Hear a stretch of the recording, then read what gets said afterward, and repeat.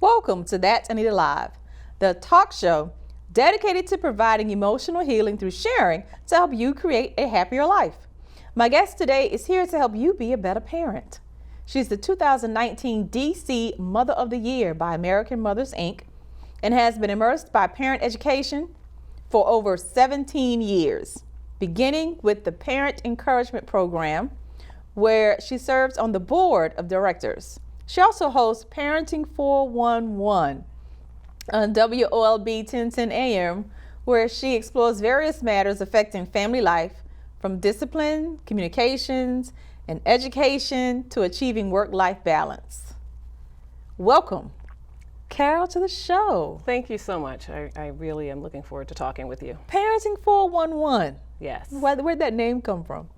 Well, it came from the idea that I want to share information. That's the tagline for the show. Okay.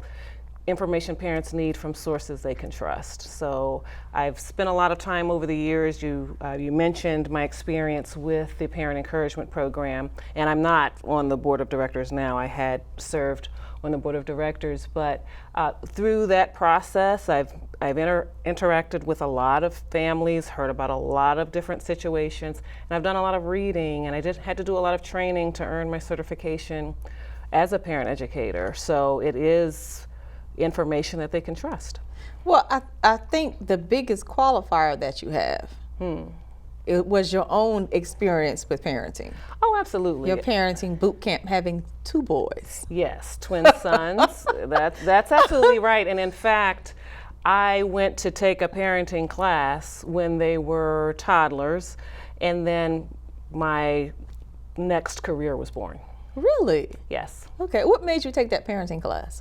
Well, the fact that they were twins and they had very different temperaments, and I had heard from adult friends who were twins that said that they felt their parents really treated them as one unit. Whoa. And made them wear the same clothes when they were well past the age of wanting to do that and maybe participate in the same activities. And so I really wanted to think about a different way because I saw how different they were, and each of them had unique gifts. Okay. And I wanted to nurture that individually. I wanted to resist the urge to say, well, one boy acts more like me or something like that, so we're just going to pull the other one along. I really wanted to let them be who they were. What is the toughest issue facing parents today?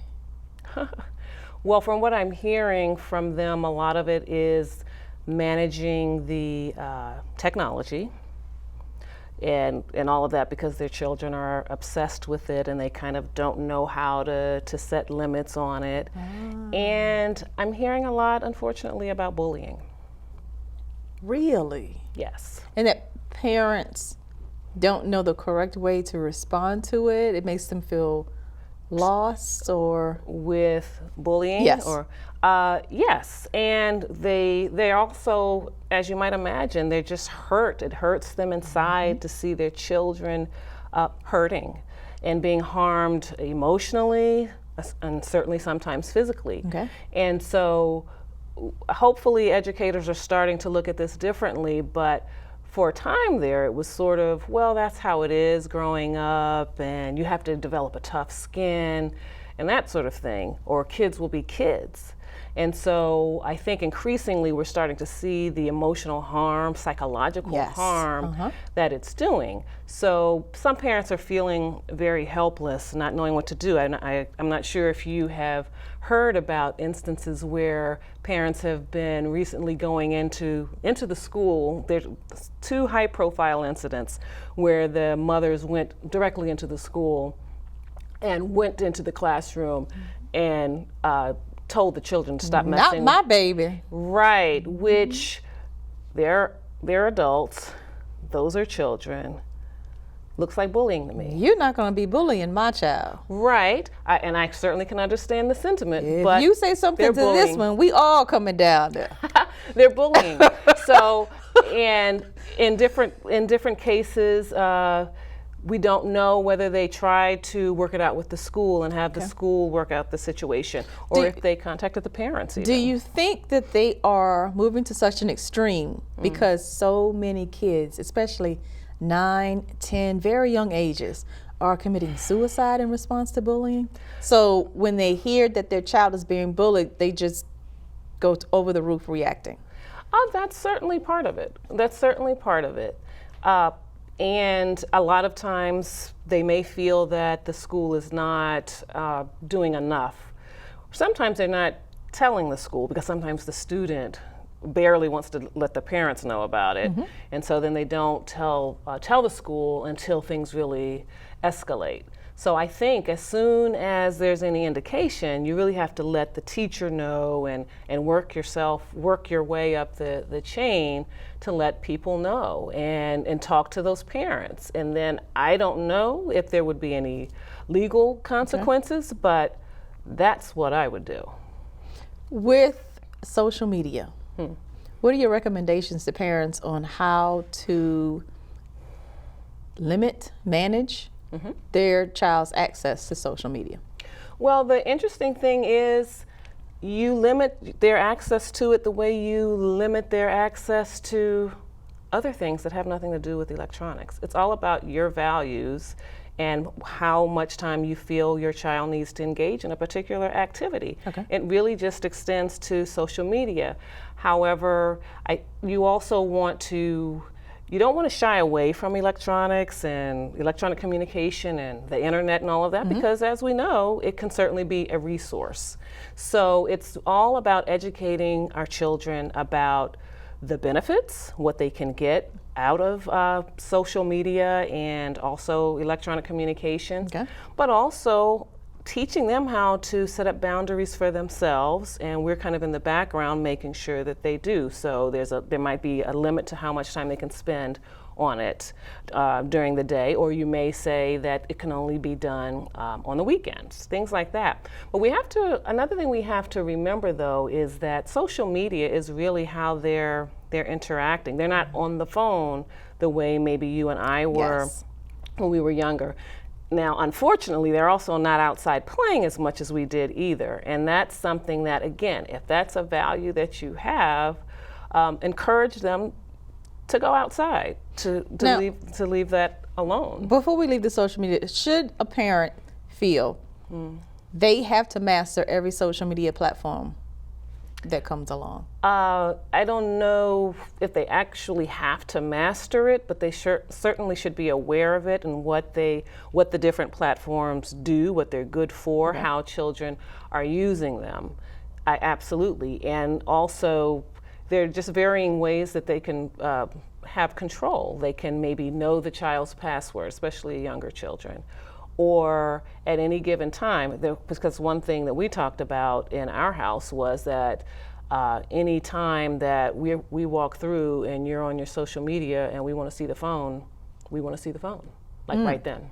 Don't turn anything off, don't exit anything, and the one time we can't do that, well then you don't have the phone, those sorts of things. Wow. So, playing outside. Playing outside. That you went to. How important is it? Oh, wow. It's very important. I mean, obviously getting exercise. Because they don't do it anymore. They don't do it anymore. It's really surprising because I spent all my time outside. Yeah, I do so, because it's important for getting the exercise, getting the fresh air. And I can say, and this was probably true with you, that when you were outside playing, you really kind of made your fun. You made activities, you tried building things, and things didn't work out, so you figured out what went wrong and tried it again. And there's a lot of learning that can happen outside.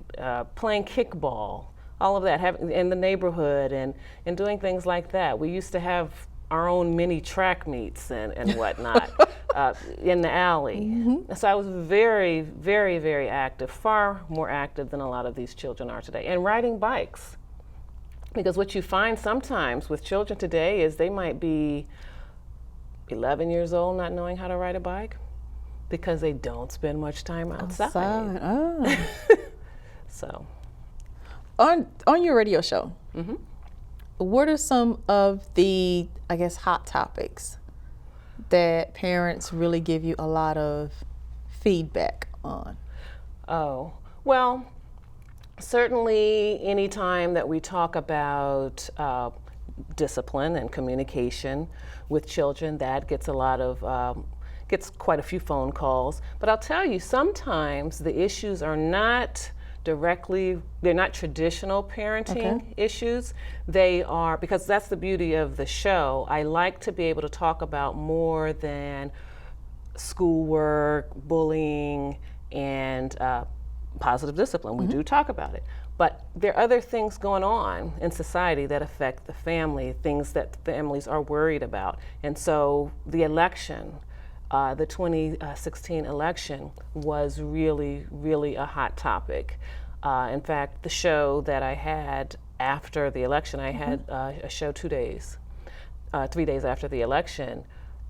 The listeners pretty much ran the show. I had a framework, but I just let them talk about what their concerns were about the election and what they thought about our country, where we were headed, and that sort of thing. So, and they're obviously concerned about it, not only for themselves, but for their children. Number one concern? Number one concern. In regards to the 2016 election? Wow. Well, they were just concerned about the example that was set for their children. I was going to say, was it the anxiety of the unknown or the example of the current political climate? Right. So, regarding their children, it was what they're seeing in terms of how they're allowed to conduct themselves. Because here are people that are in high offices and high positions of power, and how they're conducting themselves. What are the children going to learn from that? Now, the parents themselves were anxious about the unknown, what's going to happen with the economy and all of that. And actually, not just the economy, but our relationships with other countries. Okay. We'll be right back to delve more into Mother of the Year experience. Here's what you miss when you're not in studio with That Anita Live.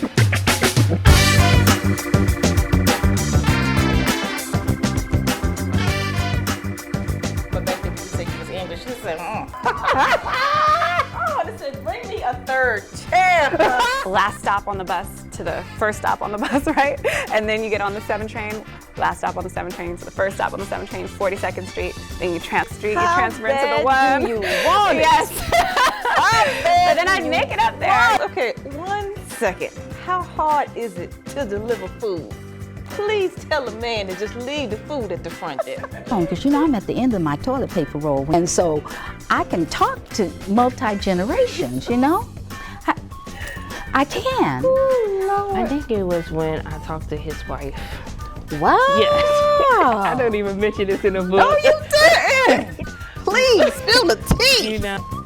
Did that. Come on. I love to have you in my audience.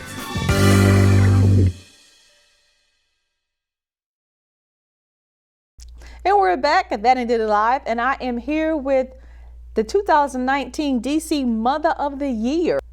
So, being DC's 2019 Mother of the Year, what would you say are the 3 most important tasks or jobs of a mother? Oh, okay. So that's a challenge to distill it into 3, but I would have to say that a mother needs to teach their children how to love, how to do, and how to serve. So when I'm talking about love, I feel like mothers in their role as the first nurturer, they're uniquely positioned to cultivate love in a child's heart. And so I think that mothers can model love by the way they treat the child, the way they treat other, the family members, and very importantly, to teach their child how to love him or herself.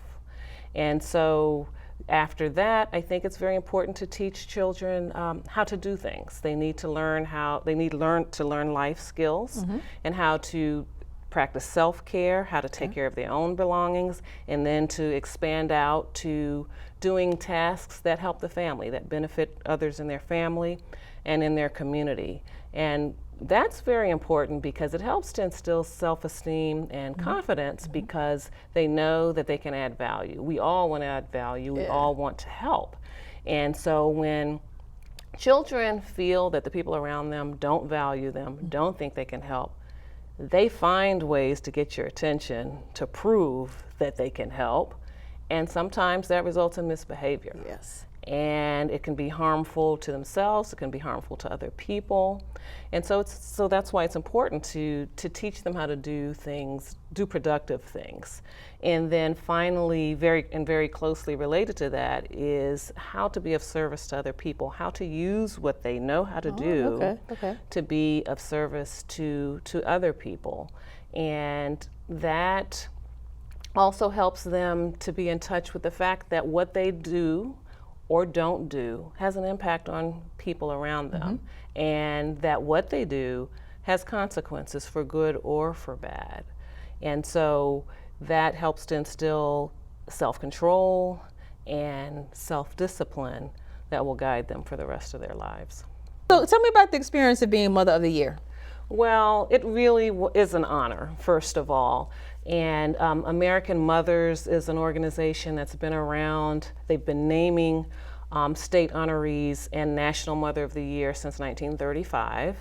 And they are a nonpartisan organization, and they own the trademark to Mother of the Year, and they are the official sponsor of Mother's Day. And so each year, nominations are taken. As a matter of fact, I'd like to let everyone know that nominations are open now until September 15th. If you would like to nominate a Mother of the Year from your state, you can visit AmericanMothers.org. And so what they're usually looking for is not only mothers, but mothers who have had an impact in their own family, but also that work to support mothers in their community. And so I was nominated for that for DC, and actually the DC Mother of the Year can also reside within the Beltway. So outside of DC, but within the Beltway. Okay. So tell me what that experience was like. How did you, from one, first year that you were nominated, and two, what was your reaction when you found out you won? Oh, well, again, it was really an honor to be nominated, and so they reached out to me, sent me a beautiful card, and asked for more information about what I do, and we actually had to submit a portfolio for them to look at and consider. And so then I received a phone call that I had been in fact named District of Columbia Mother of the Year. And so then it was all about preparing for the upcoming convention. And so as I had mentioned, it's the 84th annual convention that was held the last weekend in April at the Mayflower Hotel over in DC. And they also let us know that we had to give a speech. And every year this is something that they do. And so this year's speech was themed, America, this is your mother speaking. So that was that was really wonderful, and 46 mothers altogether attended the convention and presented speeches, and they were I was just awed by how much we had in common. And we had mothers that were from big cities, small towns, rural, and different races, ethnicities, religions, and all of that. And we all have a lot of the same concerns about our children. So it was a real sisterhood and camaraderie, if you will, that was formed right away. What were the tenets of the speech that you gave at the 84th convention? My particular speech, I was talking about college, and that all children should be encouraged to go if they want to. And so I sort of walked through the experience of one of my sons, because at different points in his life, I felt like people were doubting his potential. And so I said that children should be able to go to college if they want to. Parents should speak life into the heart of their children because they are listening, and that children should not be forced to be what they don't want to be, because at one point, well-meaning teachers had encouraged my son to kind of go into some other things, like not college. And I said no child should have to be what they don't want to be if they're willing to work for their dream. And my son certainly was. And at the end, I said that every child, not just my child that I was championing all of these years, should be able to go to college, but I want that for every child. And then I held up the 4 college acceptance letters that he received. Wonderful. Thank you. How does your family feel about having DC Mother of the Year under their roof? Oh, I think one of my sons was at home. He was at home during that time when it came through, and he said, "Oh, that's pretty cool. Yeah, of course you should be. Of course you should be." I really wasn't sure because, you know, as teenagers get older, sometimes they're cynical and it's like, yeah, whatever. But he actually thought it was pretty cool. So my family's been supportive. Mm-hmm. What are some of the ways working with American mothers that you've been supportive of other families?